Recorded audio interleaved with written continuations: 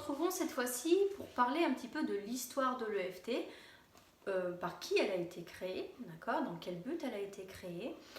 Donc c'est un chapitre assez rapide, mais voilà, je voulais quand même prendre le temps de vous l'expliquer. C'est toujours plus agréable que de lire uniquement sur papier. Donc l'histoire de l'EFT, l'EFT elle est née aux États-Unis. D'accord, donc en 1993 et elle a été créée par monsieur Gary Craig. D'accord, alors monsieur Gary Craig, c'est un maître praticien en PNL. Alors qu'est-ce que la PNL? La PNL, c'est la programmation neurolinguistique. Donc c'est notre capacité à identifier ou à analyser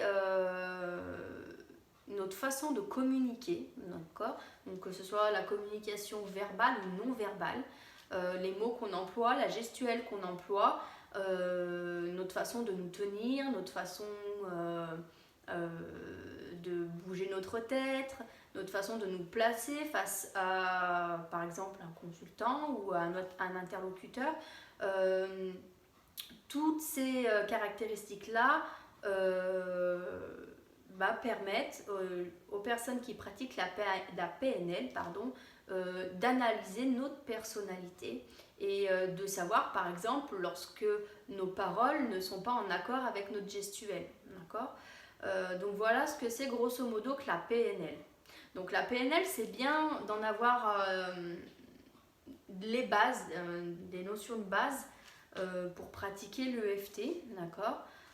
Il y a des lectures qui existent, hein, vous n'êtes pas obligé de faire une formation complète en programmation neurolinguistique, mais voilà, quelques bases, ça peut être intéressant, notamment pour quand vous rencontrez par exemple des consultants qui ne sont pas bien bavards, et moi en l'occurrence je pense aux enfants parce que je pratique plus souvent avec les enfants. Alors quand ils sont plus petits ça va, mais quand je fais face à des adolescents qui sont introvertis et qui ont du mal à communiquer, c'est vrai que le fait de pouvoir analyser leur mimique faciale, ça aide énormément à pouvoir comprendre un petit peu ce qu'ils ressentent. Voilà.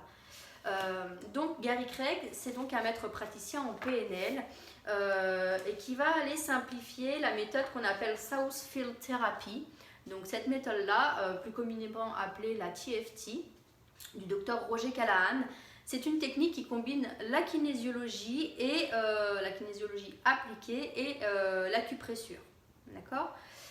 Donc l'EFT, elle trouve bien évidemment ses racines dans la médecine chinoise traditionnelle, donc ce qu'on appelle plus communément la MTC. Alors à savoir que vous n'avez pas besoin d'être formé en MTC pour pratiquer l'EFT, d'accord.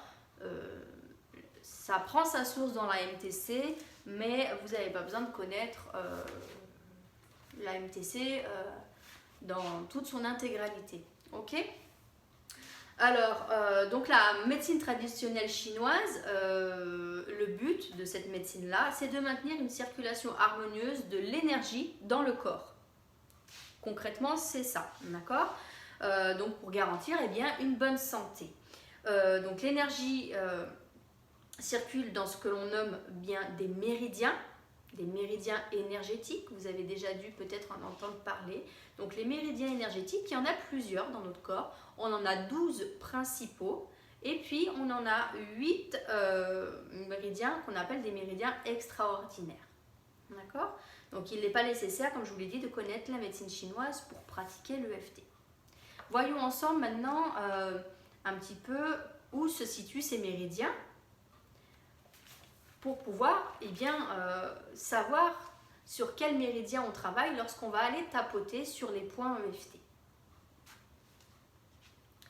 Donc dans votre fascicule de formation, je vous ai mis 2 images qui reprennent l'ensemble des méridiens. D'accord ? Donc vous pouvez le feuilleter, parce qu'à l'oral c'est un peu compliqué de vous l'expliquer. C'est mieux d'avoir un support visuel, c'est toujours plus facile à comprendre. Donc les 12 principaux méridiens, vous allez retrouver le méridien de la vésicule biliaire et du foie, du poumon, du gros intestin, de l'estomac, de la rate, du cœur, de l'intestin grêle, de la vessie, des reins, du péricarde et du triple réchauffeur. Alors tout ça, ce sont des organes, ce qu'on appelle des organes vitaux, d'accord. Voilà, c'est les organes vitaux, c'est pour ça que ce sont les 12 méridiens principaux. Et puis dans les 8 méridiens extraordinaires, vous allez retrouver 4 méridiens du tronc, donc ce qu'on appelle le Chongmai, le Renmai, le Junmai et le Denmai, d'accord. Et puis 4 méridiens des pieds, le Yin Wenmei, Yin Qiaomei, le Yang Weimei et le Yang Qiaomei, d'accord. Donc ça c'est simplement informatif, vous n'en avez pas du tout besoin, vous n'avez pas du tout besoin de le connaître par cœur pour pratiquer l'EFT. Ok, c'est bien de connaître les 12 principaux méridiens, de savoir par où ils passent, pour savoir sur quel méridien vous allez travailler avec le tapping, mais les 8 méridiens extraordinaires, c'est simplement à titre informatif que je vous les ai donnés. D'accord ? Donc voilà pour ce chapitre. Maintenant, retrouvons-nous pour savoir et pour développer un petit peu ce que c'est que l'EFT.